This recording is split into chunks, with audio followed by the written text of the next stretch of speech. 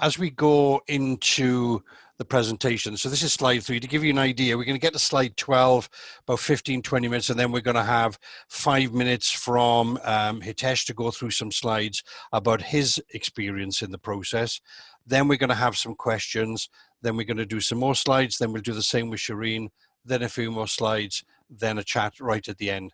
So I want you all to realize that this isn't just going to be wham bang and I'm going to sort of throw an hour and a half of boring 30, 40 slides at you. This is very interactive. Please use the chat box. Please get involved. Please ask your branch or ask of us all who have the experience how we can help you. And this general message goes to everyone. I feel that every member is a mentor, or at least has the opportunity to do so, by looking at those who we ask to support and evaluate that member's experience and any developmental requirements, signposting them or assisting them directly. Everyone has something to give to other members, no matter what grade they are. Don't go beyond your remit, don't go beyond your experience, but if that's just introducing someone in your branch who's got more experience than you or more knowledge than you, as is today is a very good example, then that's what we should be doing. And I just say try it. Okay, the worst thing is that there are a lot of members out there that I feel are a little lost. They are looking for that next step and then looking for that help. And this is a very, very good stage today to be able to start doing that. Okay, let's really sort of get into some nuts and bolts of today. Moving on from graduate membership. It's, you know, it's where I feel most people are. You can only attain chartered membership if you've completed the IOSH IPD process. There's no alternative, right? You mean, you know, there's no alternative. Moving from affiliate to graduate, not going through the technical route, it is possible. That's subject, of course, to qualifications and experience. But it seems common to me that many people who get stuck do so in the IPD process. Some find the process daunting, some just don't understand it, and they remain a graduate member, not even registering for IPD. But of course, that suits some members anyway not to move on. And I think that's an interesting discussion we should be having as well. Is it okay for people to remain a graduate and not move on through the process? Worse still, and we know from our own experience that this is the case, there are examples where people pay their IPD twice, even several times. If you're out there today and that affects you, let us know. We do need to know how those people are really struggling to get out of the IPD process towards chartered. And let us know as the presentation progresses what your block is and how we can get you moving forward. So we've got a poll question, okay, very important. So can I ask, can we run the first poll and see what comes as a result of that?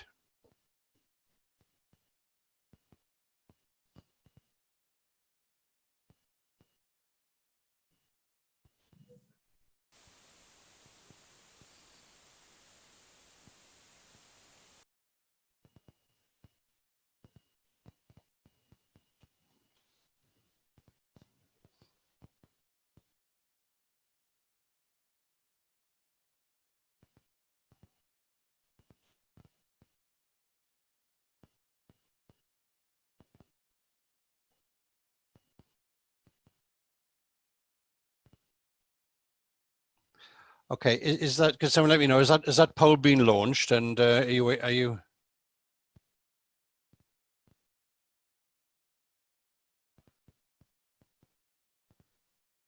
Tudor, would you like me to do that from the back office? Because apparently it's not working from your screens. So yeah, I wasn't to be launching the poll. Sorry, okay. I was. Sorry, if it could be run, yeah, please do. From back office for you. Yeah, please.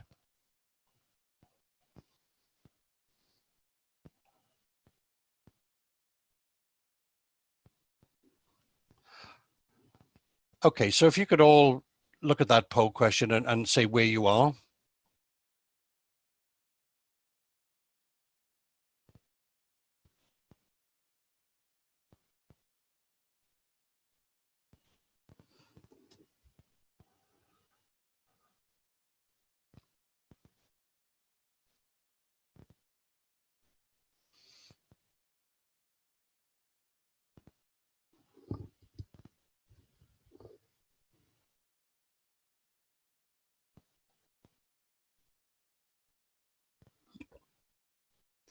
Okay, thank you for that. So that's telling us that the largest number of people we've got with us today, 33%, are graduate, which is obviously we're targeting those people to help them through the process and share experiences.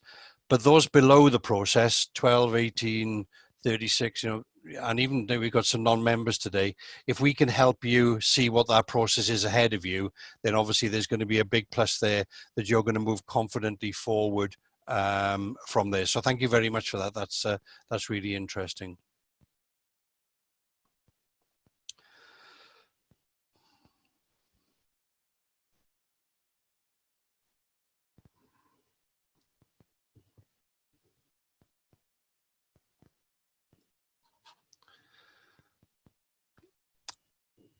Okay, let's have a little look at the underlying IPD requirement as well as we go through, because CPD is important, as I said, for the professional development. This is obligatory at all grades above Tech IOSH, I say Tech IOSH and above. You must remember that as you go through the process, once you Tech IOSH, but certainly when you need to Grad IOSH, you should have an up-to-date development plan, which should be really for a procedure of about 12 months, a period of about 12 months, and a minimum of 6 CPD activities for that period. I will hasten to add that I do believe that you should always be looking to exceed the minimum. I think sometimes a 12-month plan, once it meets IOSH's requirements, is too long for people very much in the development phase, sorry, to stay through 6 months are better, particularly when you're learning and when you're doing a lot of these activities, and then you could target more activities. But IOSH say 12 months and 6 CPD activities for that period. The membership team at IOSH will also help you in the IPD process, specifically when you've concluded either the open assessment or the portfolio process and before you were able to move on to the PRI. So just bear in mind there are fixed reviews of your CPD as well.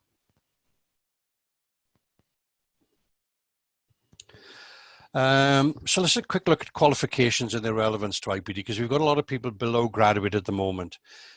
The quote about graduate from the IOSH pages is you need to have attained an accredited occupational safety and health qualification at the European Qualification Framework level 6, or any other qualification that IOSH assess in meeting the criteria. And you can link through that address there, and you can see the list of the qualifications, and you can review your qualification against it. Qualifications not listed on there are assessed on an individual basis by IOSH. So please don't be put off if you don't see a qualification on there. You need to contact IOSH. The qualification you obtain to become a graduate member then determines the route that you then take via IPD to charter. There's no choice. But let me tell you one thing here. The numbers of people, of graduate people that I have met that are graduate but simply don't know then which grade, so which route they're going through, scares me a little bit. I say, well, how did you get to graduate? Well, I did an NVQ or I did a diploma. And I say, didn't your training provider explain this to you? Didn't you ask? And the answer is no. I do believe as an educator, there's a big emphasis on everyone who provides qualifications to involve people in professional development at their earliest possible stage. So I'll give you the example from NVQs. We encourage all members to be affiliate or technical if they can, to register for CPD as early as they can, and to use their learning experience to log their CPD through, knowing what the end process will be once they get there. So if you don't know, you can find out through the IOSH website, but today helps you answer those questions. And I'll explain a little bit more in a moment. The qualification you obtain to become graduate member determines the route you then take via IPD to chartered membership. As I said, there's no choice. Ideally, as I said, any provider should be able to help you out and involve you in that process as early as possible. So when your graduate status is confirmed, IOSH will invite you to join the IPD process and move forward, not transfer, move forward to chartered member. So you move forward through the IPD process. If you have a degree, a diploma, that's either a NIBOSH diploma or an NCRQ, you will follow the route commencing with a skills portfolio and then peer interview, which is called Route 1. And that's what Hitesh is going to be talking about shortly. Depending on the qualification at graduate level, if you have a vocational qualification, that's an NVQ at level 5 or level 6, you will follow a route commencing with open assessment and then concluding with a peer interview, which is known as Route 2. If you have a cognate qualification, which we'll explain more about a little later on, you will have to do both the open assessment and a portfolio before a peer interview, and that is known as Route 3. And all of these will be explained to you. We've not got anyone speaking about Route 3 specifically, but we will pool all our experiences and realize that you have got to do both. So you've heard from Hitesh and Shireen anyway. So let's make a start. Let's have a look at skills development. I know here you really need to be using the chat function. Does any questions so far and any questions on this particular process, which you'll be able to put to myself, Hitesh, and others. So your IPD fee is only applicable once you're a graduate member. It's £160 and it lasts for 2 years. The Route 1, as I said, is the skills development portfolio. You can access the skills development portfolio 24 hours after registration. Pay your fee, they acknowledge it, 24 hours you can get on the system. It is designed to showcase your practical experience and application and knowledge when taking part in specific health and safety activities. That's a quote direct from the IOSH Frequently Asked Questions fact sheet, which you can get off their website. It's a vocational assessment. Actually, when you look at the skills development portfolio handbook, at the end of each of the units, they're mapped against what are called the National Occupational Standards, same as the NVQs. The elements are designed for you to demonstrate a range of fundamental principles that a chartered health and safety practitioner should adhere to. Again, another quote directly from Frequently Asked Questions. And there is an initial process of providing personal and work details for your assessor. You have to select 7 criteria from 5 elements, and there are 27 criteria in all. Now, I can give you plenty of examples of these, but we'll wait till we get to the questions and we'll see what sort of questions are coming up before we get too bogged down in that. But just a key thing, 7 criteria from 5 elements, and there are 27 criteria in all. Submit each piece of work electronically to an IOSH assessor for assessment. Ideally, when each criteria is done, there is a set prescriptive layout and a process to follow. And you get used to that you have to get used to, because it's a prescriptive, you have to follow that. There's a 66-page guide on the IOSH website, which talks you through the whole thing. IOSH website includes all the appropriate documents, the templates and the explanations. Each assessment takes approximately 3 weeks per assignment to, so each assignment would take about 3 weeks to assess. You can backdate evidence for 2 years, sometimes longer, but you should discuss this and see, and this is where a good support, someone who's going to support you and a peer would help you on this, but you should use evidence only once. You can change selected criteria as you go along.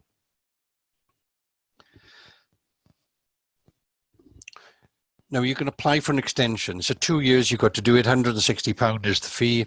You can apply for an extension, which is up to 3 months to the 2-year cycle if you have completed and passed. IOSH call it locked 4 of the 7 elements. What you need to bear in mind though, if it takes up to 3 weeks, if you've locked 4 and you've got 3 left to do, this 3-month period should also include assessment. And it can take up to 3 weeks to get an assessment done. So that 3-month extension can be quite tight. So you do need to be working with a good plan, a very clear plan, and obviously a peer who can guide you and coach you, particularly when your time frame is coming to an end. If you have to pay, you may have to repay the £160 fee and re-register if you are not eligible for an extension. The work completed at that point is saved, as I said, is locked, and any extension needs to allow for assessment as well, as I've already said. Now, I think it's really important. I just want to go back to one thing there. Everything is on the website, but you can't actually access that until you're registered for the process. There is a frequently asked questions fact sheet, but please don't be wanting for information. Have a look at the fact sheet, have a look at some of the information that's there, and talk to a peer. But really, don't wait. Get stuck in, get registered, pay your fee if that's the route you have to go through, and start absorbing the information. Simply because there is an awful lot of information to absorb, and it can bog you down in the early stages if you don't get through that. All right. Now then, I'm going to hand over to Hitesh now. Are you there, Hitesh? Yes, I'm here. Thank you. Yeah. Thank you. So I'll run through your slides. If you just say change or go or whatever, you got 4 slides. I'll run them for you, and over to you. And thank you very much. Brilliant. Thank you, guys. Thank you. So yeah, my name is Hitesh. I work as a principal designer slash CDM consultant within the construction industry. I'm quite very focused in the CDM sector of construction at the moment. So I don't practice as a practitioner, health and safety practitioner generally. So I'm in a very focused position at the moment. I've had my chartered membership since January 2020, and it took me approximately 7 months to complete. And purely because I had a bit of spare time available some days, and you get the work, you work through your requirements really. I'm also a member of the Chiltern branch as well. Keen interest in CDM 2015. If anyone needs any help, I'm always there. If anyone requires it any time, and you could contact me via LinkedIn as well, as and when required. So going through some quick top tips for everyone really. Key thing as well is to make sure your details are up to date with IOSH, the office, and register for the IPD. Until that's not done, you don't get any further information, and you can't really do much other than that. Early on, do register for a mentor. I think, regardless of you using the mentor or not, it's always good to have this person available to you, even if it's later on during the process that you're going through. And then as soon as you've registered, you get your SPD booklet. Read through that booklet, understand what the requirements are, select your criteria that you want to follow, and like Tudor said, you can change them during it if you think another criteria fits in well, but choose your basic criteria that you think you're going to do and go with it really. One thing I would say is create an action plan, which will help you sort of map out how to address each and every single element and criteria of your work that you have to present to them as part of your portfolio. So if we go to the next slide.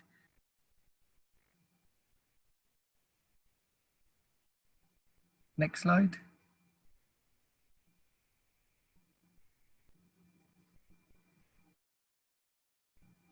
Sorry, my screen froze there. It won't. It won't. And again, yeah. So okay. This is the basic sort of. Yeah, this is the very basic plan which I did, which was, if you see the first column, I literally mapped out what which the criteria was for each of the elements I wanted to see in terms of evidence.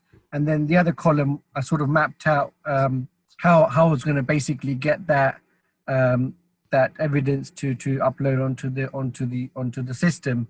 So this particular one referred to making a presentation. So how you identify the topic for your presentation, and that was quite simply talking to the branch members and finding out what topics that there was of interest of, and trying to make a presentation on that topic. And that email upload with a few minute meeting notes which I uploaded to try and address that evidence requirement. How I identified my target audience. Again, I sent a monkey survey to the particular branch that I did the presentation at, got the feedback, put that into a bit of a format and a bit of an evidence portfolio with some survey results, and that form part of the evidence as well. So you literally just try and figure out what the requirements are and how you're going to achieve them. And a basic plan like this sort of helped me. So next.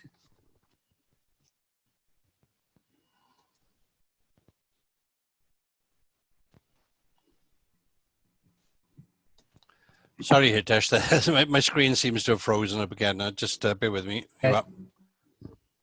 Then after you've done all the criteria for your portfolio, the last item you have to do is a reflective account. So this is a template which they have in the booklet, and you can probably download it, but because it's not a Word document, I sort of created it myself again, and I literally just filled in the things which I learned during the event, things which I struggled with, saved it and uploaded it, and that sort of clears your reflective statement. It's a very simple process. You know, you can reword some of these questions in your own way so you understand what you need to write, and then you can complete your reflective statement accordingly. Next.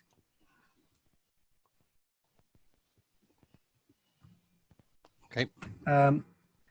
So once you've submitted your portfolio, you sort of go forward to the peer review, and part of that peer review is producing a record of experience. So it's basically a quick PowerPoint presentation of your CV, showing what you've done, where you've worked, some of the challenges you faced, and how you dealt with some of the challenges. They have got a nice PowerPoint on the IOSH website, which you can look at and start building up really. And then the peer review, it's not as daunting as it may sound. You literally enter a room with the two people there interviewing you and just asking you a set of questions really. After I'd done the interview, it was more like a validation interview, just to say, you know, all this work has been done. Make sure, you know, there's a sort of checking that you have done it and not some other person that's done it. So it's treated like a validation interview. Just keep your nerves a bit calmer, I guess. Remember the code of conduct. This is a question that they will ask. Either naming the various code of conducts or give an example of how you've come across the conduct and how you've tried to maintain your what's the word now? Not loyalty, but I forgot the word now. How you maintain your integrity within the profession, you know, where you sometimes are in an awkward situation, and how you overcome that. And obviously relax during this process. It's not daunting. These guys want to try and get you through the system as well, and they're there to help you along where required. And then during this process, at all times, make sure your CPD is maintained at all times, because like Tudor said, they will do the audits on there to make sure you are doing this, and that is a key element that people need to make sure that they've addressed, I guess. And that's it really from a very basic point of view. Okay, thank you, Hitesh. I won't. We'll keep on this next slide, because the next slide takes us on to the second route. So I won't move on to that at the moment. But I'm going to stop sharing my screen so I can see the pick up on the chat box and everything. And I'm just going to use our hosts as well with myself and to sort of say what questions we've had posed so far. We've got about 10 minutes at this stage. So over to our host to let us know what questions are of Hitesh or myself or whatever we can answer at this stage. Yeah, absolutely. Yeah, hi, thanks, Tudor, and thanks, hi, David. Thanks, Hitesh. So there's a few questions up there. A couple have been answered already. I just need to bring the chat back up, actually. One of which is, do you have to be employed specifically in a health and safety role to progress to chartered using the skills route 1?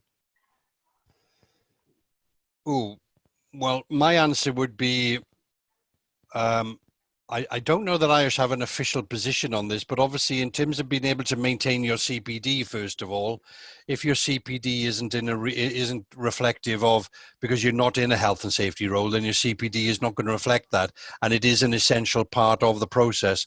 And certainly when you get to the peer interview after the skills development portfolio, then obviously the peer review interview is going to ask you about your experience and your qualifications and your background.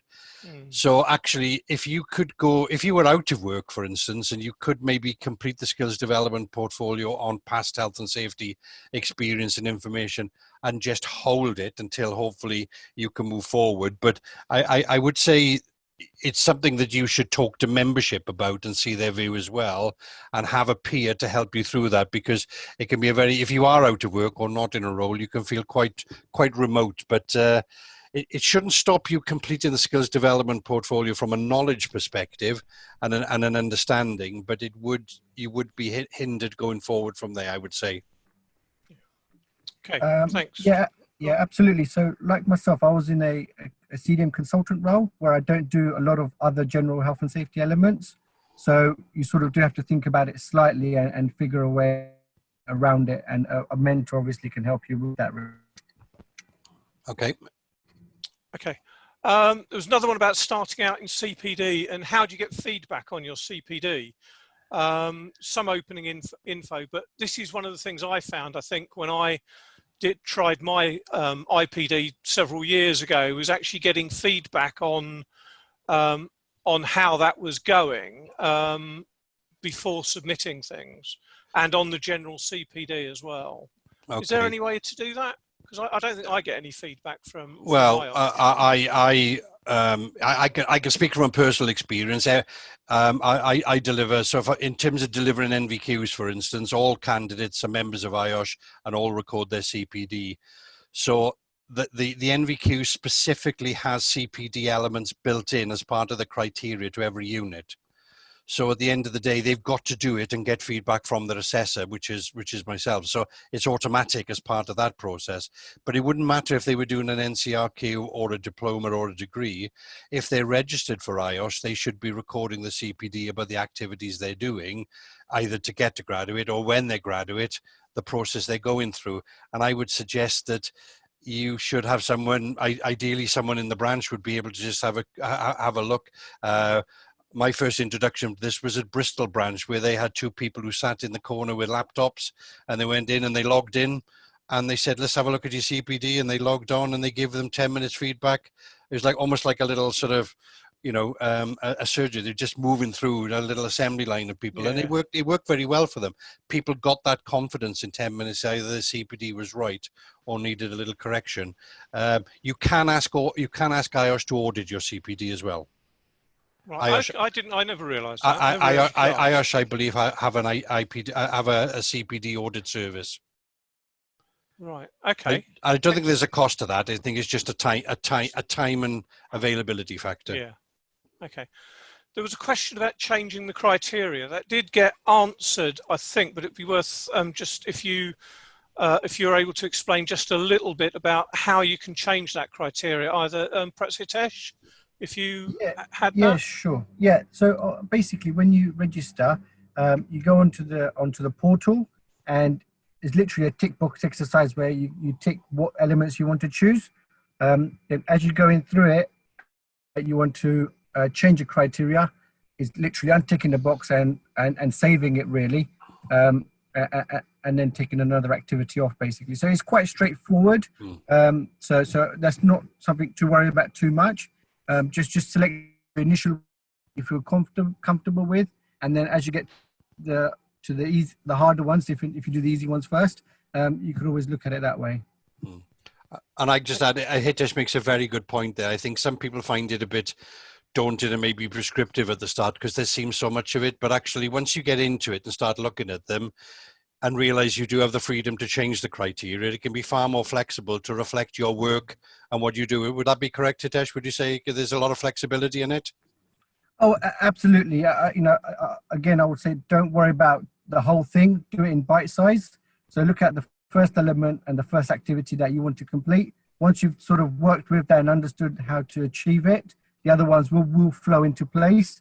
And to be honest, if you are a general health and safety practitioner, for consultancy as an example, you should quite easily be able to achieve most of those things. It's where you sometimes don't practice general health and safety and you're in a particular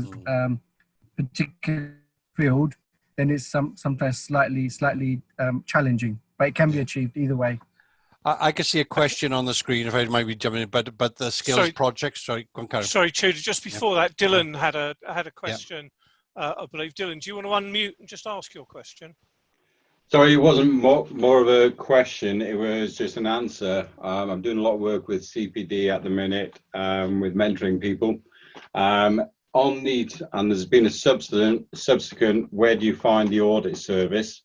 On your My CPD page at the top, there's a My CPD Help tab. If you click on that, there's some very useful guides in there. And also there's when you open up that page, it actually gives you the email that you can just email membership and ask them to take a look at your CPD. It is as simple as that. I quite frequently do it, to be honest, and you get feedback within a week to 10 days normally, and just giving pointers on how your CPD is going, etc. Okay, thank you, Dylan. Thanks very Excellent. much, Dylan.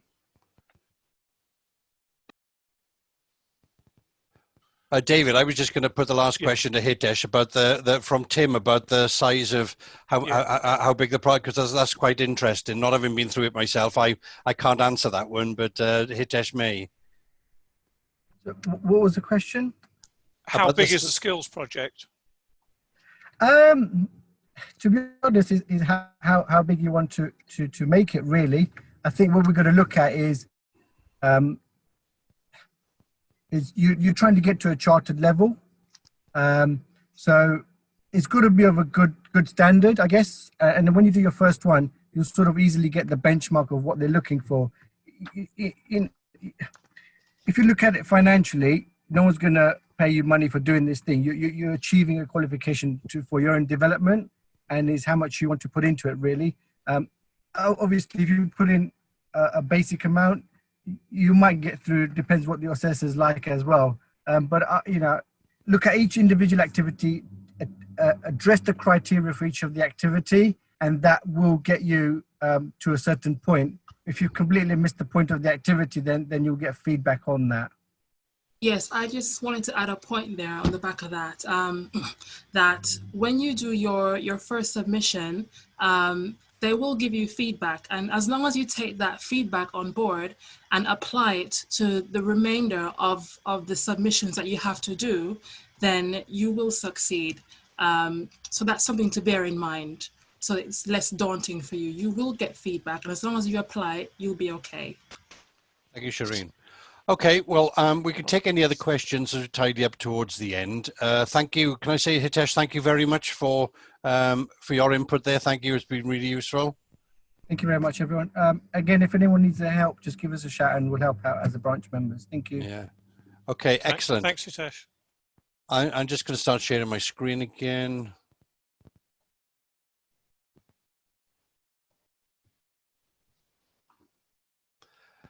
Okay. All right, let's move on. So we're now going to look at the second route, route 2, which is the electronic open assessment. Very timely, that process started today for those candidates going through that. Today was day 1 of it, so we can use that maybe as a bit of an example. And we're going to come up to, after 3 slides, we're going to ask Shireen to give us her experience and then take more questions.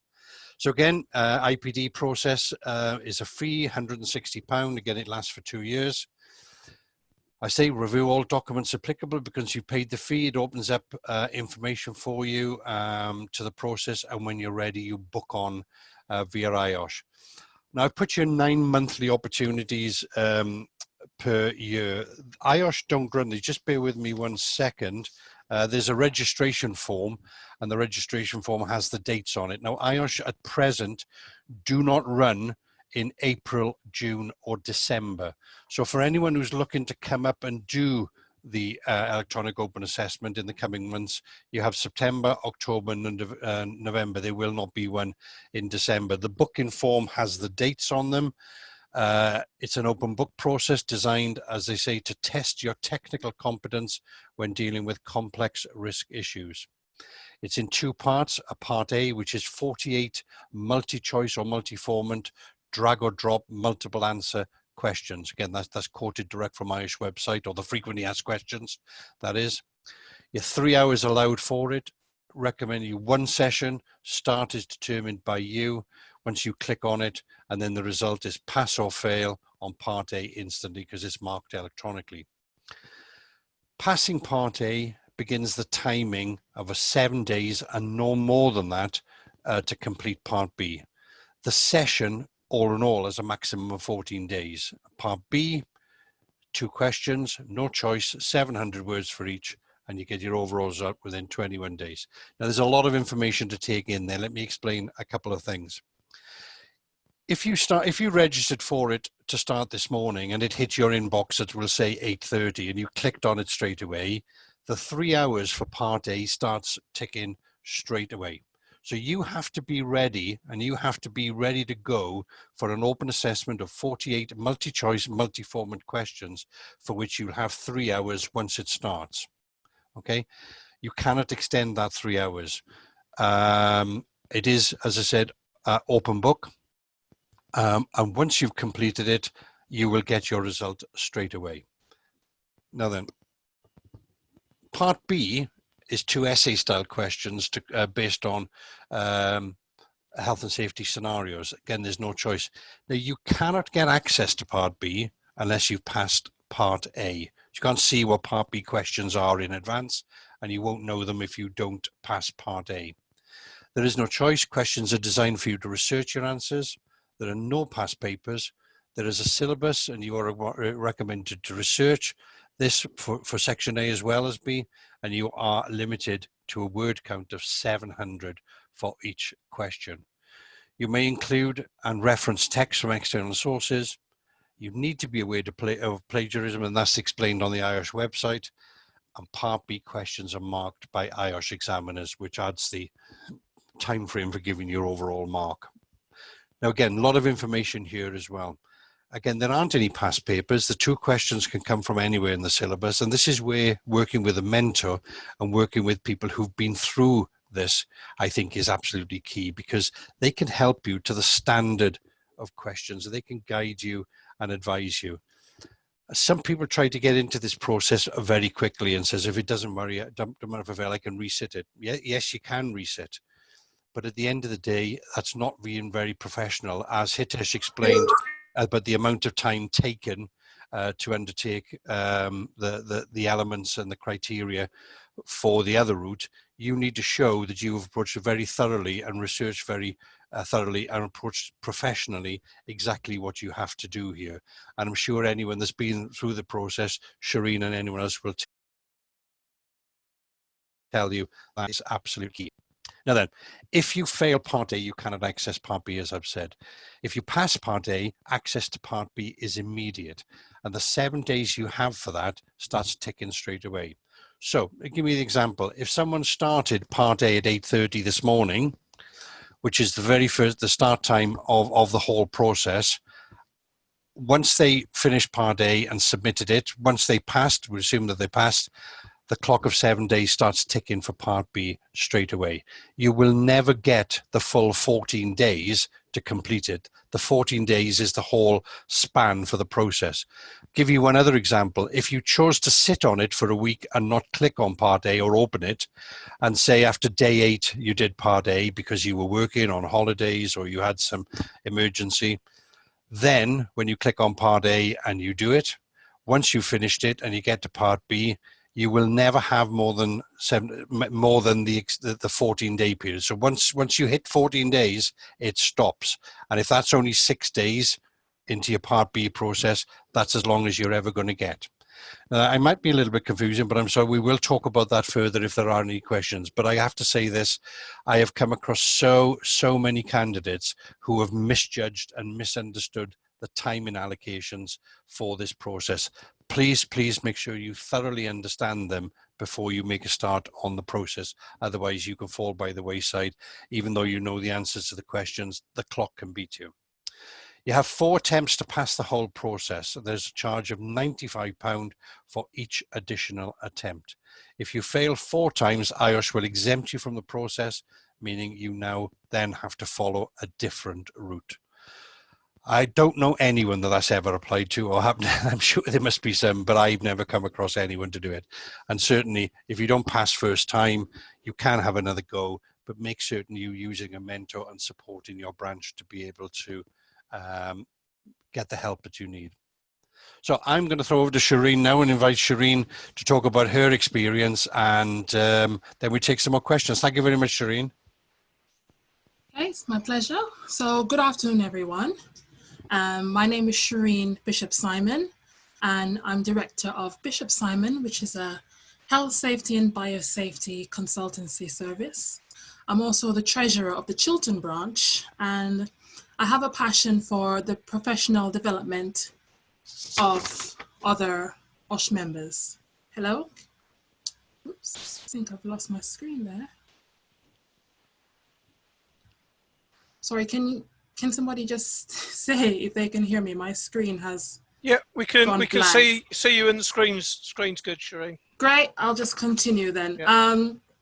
Yeah, so I achieved chartered member status in 2018, and I have a passion for helping others, which is why I'm here with you today to offer my top tips for the electronic assessment. So my top tip for part A is to make a study plan. There are 11 elements to cover in the syllabus, and so that's a lot of information. So for me, definitely structure was the key. I created a digital folder, and in that digital folder, I had subfolders for each element, so that as I did my research, I was able to save information in those subfolders, which were useful for my revision. My top tip for part B is to embrace and enjoy doing the research. So my questions were based on the forestry and construction sector, and that is not my area of expertise. In fact, my area of expertise is in the scientific research sector. But as soon as I finished reading the questions, I found that my head was buzzing with responses that I could include into my essays. And I quickly realized that in this instance, your specialism is not the key. The key is knowing how to apply the health and safety principles that you know. And I'm sure that you all have experience of that in your day-to-day working as IOSH practitioners. Now onto the peer review interview. My top tip there is to resist the urge to spend lots of time working on your presentation. While you're in the interview, do not run over the time allotted for your presentation. And the simple reason is that 0 marks are awarded for that. In fact, if you do that, you will eat into your time to answer the questions that they will be asking you, and they will stop the interview after the allotted time. So you have no benefit by going over. So please, please, please bear that in mind. And as a bonus point, I'd like you all to please believe that the interview panel are trying to help you to deliver the best responses that you can. They're not there to trick anyone. I found them to be very friendly. As I said, they're not there to trick anyone, and so there are no trick questions at all. So that concludes my top tips. I do have a few more, so feel free to ask questions. And I'll invite you guys to connect with me on LinkedIn or send me an email. You can email me at info@bishopsimon.co.uk, because I do have capacity to help a couple of people who are going through the electronic assessment route. As Tudor and Hitesh say, having a mentor is absolutely important in helping you to progress, because if you do find that you get to a point where you are stumbling or struggling, a good mentor will be able to help you to push through that. And that's it. Thank you, Shireen. Just going to stop so we can have a look at some of the questions as well, and some really good points there. I would only really echo one thing, Shireen, as you said quite rightly about preparation. And I remember the forestry question, funnily enough, when I actually threw people, what do we know about forestry? But that is a point. You have to go out and research, don't you? You have to go out and apply your skills as a practitioner as to what applies in that scenario. And once you get it and do it, it makes a difference to how people apply this. So I'm glad you brought that one up. That's good. Can I ask David if any questions specifically of Shireen and her experiences or anything so far that Shireen can help with?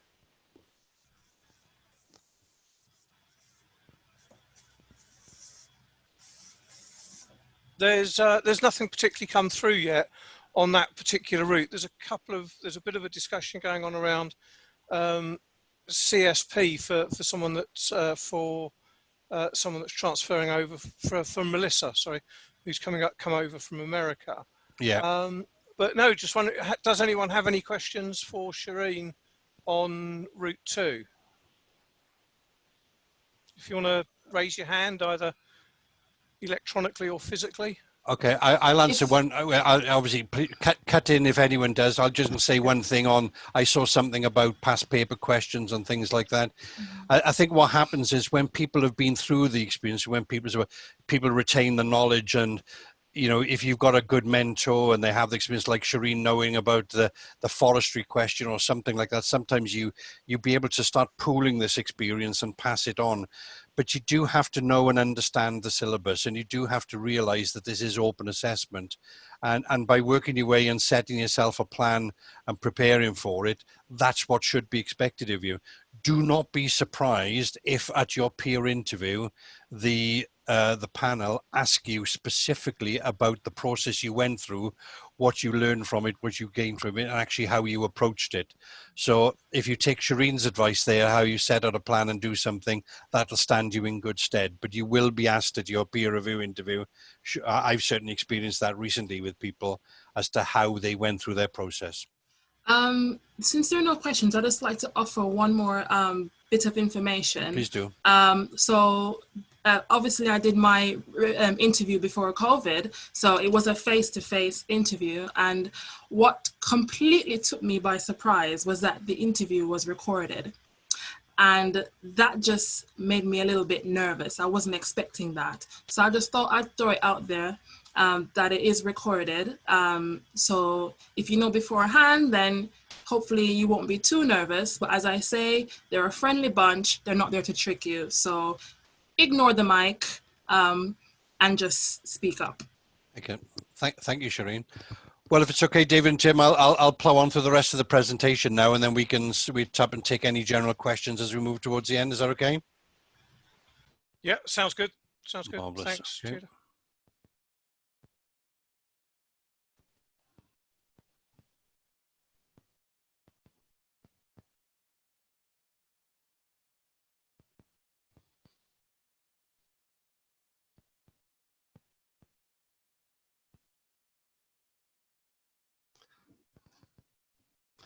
Okay, so if you have what IOSH, a cognate degree, which is essentially a degree in another discipline that meets the safety and health content requirements, where the qualification has at least 50% of the modules which are IOSH approved health and safety content. Bit complicated, but we'll repeat on this in a moment so everyone can get their head around it. And I don't know how many people out there listen that fall into this category, but certainly we want to be able to help you as well. But if this is the case, you have to do both route 1 and route 2 before the peer review interview, and we're going to come on to that anyway.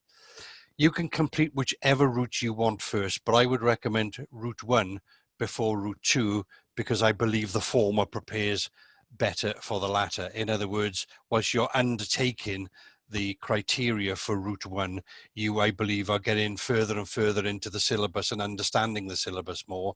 And I think you retain more of that knowledge for when you might come to the open assessment, which is a test of your knowledge and understanding and application more so alongside route 1. You know, maybe there are people out there that'll have a view on that, but certainly that's the way I've seen any candidates of mine go through.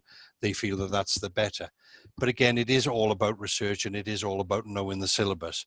But do bear in mind, having to do both parts of the process can put quite a time pressure on you. So you have to be careful. And again, if ever there is a course to be working with a mentor who can do a lot of hand holding through this process, I think it's extremely important because there is a lot to take in and a lot of demands on your time. Just going to go back to one thing on this before we move on to the next slide, actually. If anyone has any doubts as to whether their qualification meets the criteria either for route 1 only and then PRI review, or not fully for either route 1, and therefore you have to do the skills, the open assessment as well, then just make certain you talk to IOSH. I have had occasions where I have phoned IOSH on behalf of people in the branch. And the simple reason is, there's no shame in this, they just don't get it. They just don't understand what IOSH are looking for and why.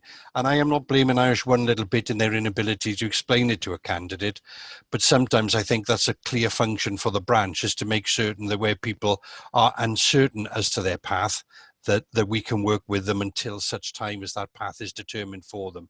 And if it is Route 3 and it is the Cognate degree, once they're registered, just like Hitesh said, get into it, get it started. If you do Route 1 first, or if it's like Shireen said, Route 2 first, whichever route you do, just get into it and start it, and make certain that someone's working alongside you. Timescales are relevant. The confirmation you have passed your electronic open assessment or the skill development portfolio, or both, you are invited to apply for your PRI, peer review interview. Remember, your CPD will be checked first, so make sure it's up to date and before you complete either process. We've had questions on there about auditing. Dylan made some very good points. Yes, you can go through the process, click on the tab at the top and his help. I've never done it, so I'm glad Dylan was able to give his experience of it and said actually the response was quite quickly. I do impress that I think it's important at branch level that if you can do a one-to-one with someone and look at their CPD with them or for them, I think that's very helpful as well.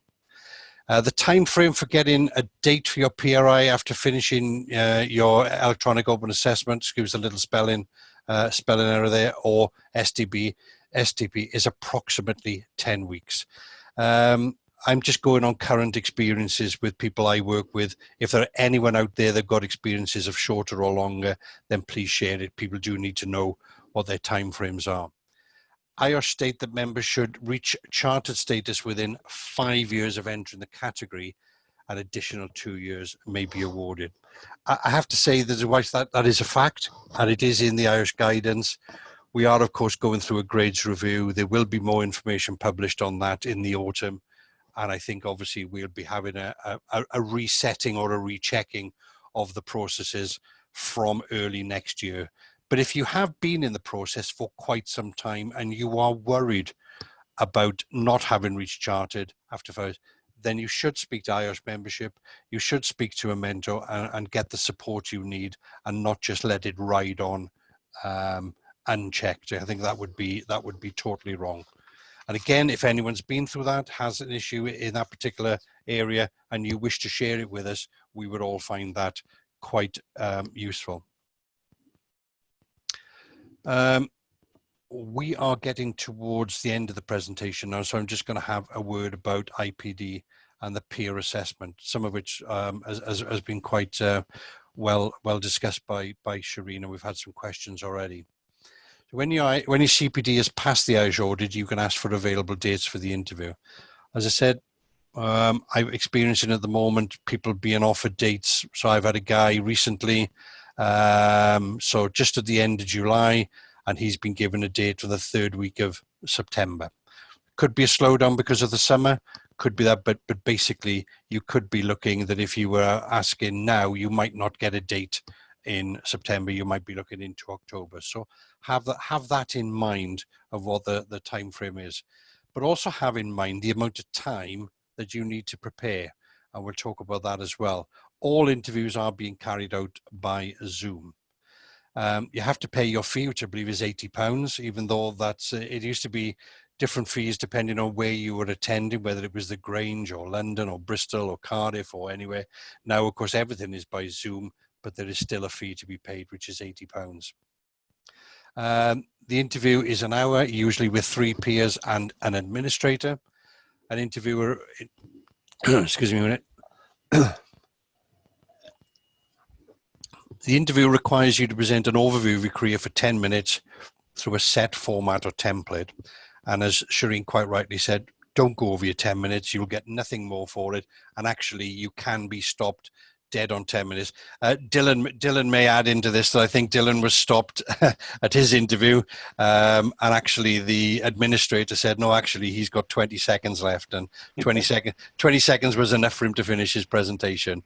But they did try to stop him bang on 10 minutes. So it does happen. It does happen. I'd just like to add to this, just to what you're saying, that Please. when I was doing my interview, after a while, I felt like the panel, they were rushing me to answer the questions. Yeah. And then I realized, actually, they were doing that for my benefit, because after they've hit the interview end time, that's it. They can't take any more of my responses. No. So they were trying to help me to hurry me along, because they wanted to ensure that I had answered all the questions that they had to ask me. So again, they are trying to help. Yeah, absolutely, Shireen. And I think people, this is such a good point. They're there to support an important part of your development.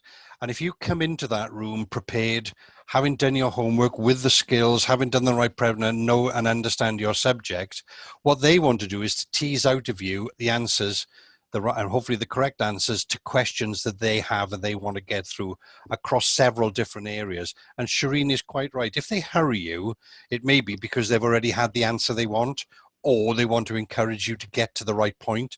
But also you have to bear in mind, they have an hour, you've already taken 10 minutes. What they need to do in the next 50 is to cover what they have to do for your benefit and for their benefit.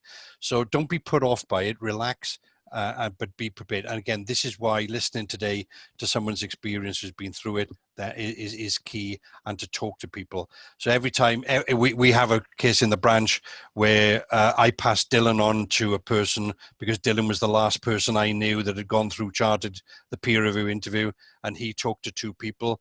Now those 2 people have gone through it. They're in a position to be the most recent to talk to the next people coming along.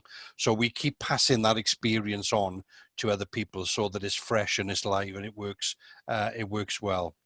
Your interview requires you, say, to present an overview for 10 minutes, and you're given a set format and template for that. The questions from the peers cover a range of topics. Some are technical, some relating to career, your IPD route, and others to the code of conduct. And the outcome can be 2 to 3 days, but up to 21 days. Dylan, can you unmute and tell me how long it took you before you got your answer? After the PRI, yeah, I had mine in less than 24 hours. In less than 24 hours. I often say to that people, it can be as quick as 24 hours, and they say, no, it's a lot longer than that. I don't know how long Shireen had to wait. How long had you had to wait, Shireen? I believe I waited for about a week until I got the results. Yeah. We had someone recently who had 4 days, but as I say, there's no rhyme or reason to it. It shouldn't be more than 21. It can be very quickly. And I actually do know someone who had an email in the car as he was driving home after having left the Grange. That was within 4 hours. Wow. And that's actually true. So it can be very quick. But if unsuccessful, you currently have to wait 12 months to reapply. And Dylan and I will know that, unfortunately, we have a gentleman in the branch who recently failed his interview. And he came straight out of it and said, lad, don't worry, I'll have another go next month. He had a bit of a shock when his feedback came, and they told him he now has to wait 12 months to reapply. So that comes as a little bit of a shock. But that is all the more reason to thoroughly prepare after you've gone through the process of your open assessment, your part 1, or your route 1 or your route 2, or both, to make certain you're ready for your interview and ready to go. Now then, that takes us to the end of the presentation. So I'm not going to recap on anything in particular, but I hope, particularly for those, just one thing I'll say, for those who were not at Grad IOSH and looking at the process, the key tip I have for you is look at what route you might be following to get to Grad IOSH and realize that that will dictate what your pathway is after. And the more you can get involved and understand what that pathway involves in you, the more you can prepare for it beforehand.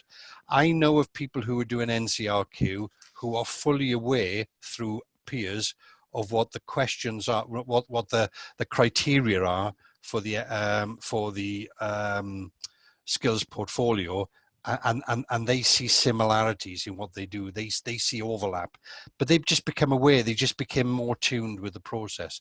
You can start your CPD, even if you're not a technical member. If you're an affiliate, you can register for CPD and you can start recording it, and you can start building up your knowledge and understanding and so on.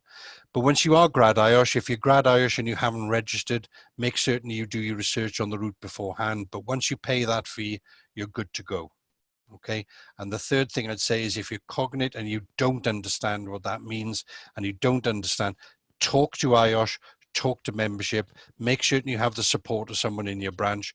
I have phoned IOSH on members' behalf, and they've been good enough to explain to me, and also you know, it's good then to go back to the member and have that sort of three-way support. But you see the experience of Shireen, and you see the experience of Hitesh, and you know, Dylan in our branch as well, but anyone else in Chiltern as well. There is a wealth of experience out there. So I'm going to throw it open now, David, so we use the next sort of 20 minutes or so to cover anything else that we need to.